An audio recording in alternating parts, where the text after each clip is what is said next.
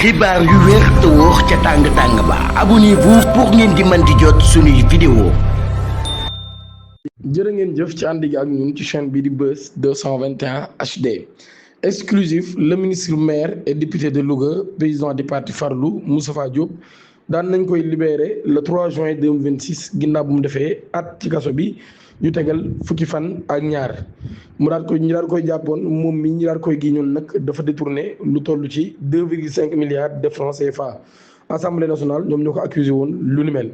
Le ministre maire député de Louga et président du parti Farlou Moustapha Diop moom mii nag daan nay am ab liberté provisoire mercredi 3 juin 2026 ginnaaw bi nga xamee ni daan nay def at ak toll ak fukki fan ak ñaar ci kaso bi mu nekk ab décision boo xam nag la commission d'instruction des hautes cours de justice ñoom ñoo ko daal di jël. Au départ Moustapha Diop ci moom nag ñu ngi ko accusé woon ab somme bu toll ci 2,5 milliards de francs CFA dans le cadre de cession des fonds destinés à l'acquisition des masques de protection contre la Covid-19. affaire bi nag ginnaaw ba moo tax loolu li ñu daal di levé woon immunité parlementaire am ngir mu daal di mën a répondre devant la justice.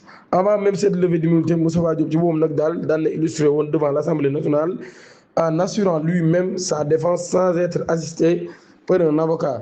Il devient ainsi le premier député de l'histoire du Sénégal à avoir osé se présenter devant l'Assemblée nationale pour la levée de son immunité parlementaire en se défendant seul. Il avait alors proclamé son innocence devant les députés et les avait invités à voter massivement en faveur de cette levée afin qu'ils puissent faire face à la justice lors de son intervention. moom mi nag daan ne affirmé woon ni deful dara ci li nga xam ni loolu lañ ko doon toppee.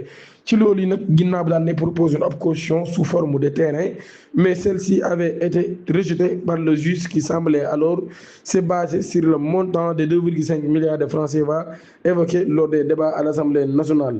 ci loolu kon moom Moustapha Diop nag mujj gi malgré les éléments nag malgré ces éléments une caution de 120 millions de francs CFA a lui été demandée pour bénéficier d'une liberté provisoire.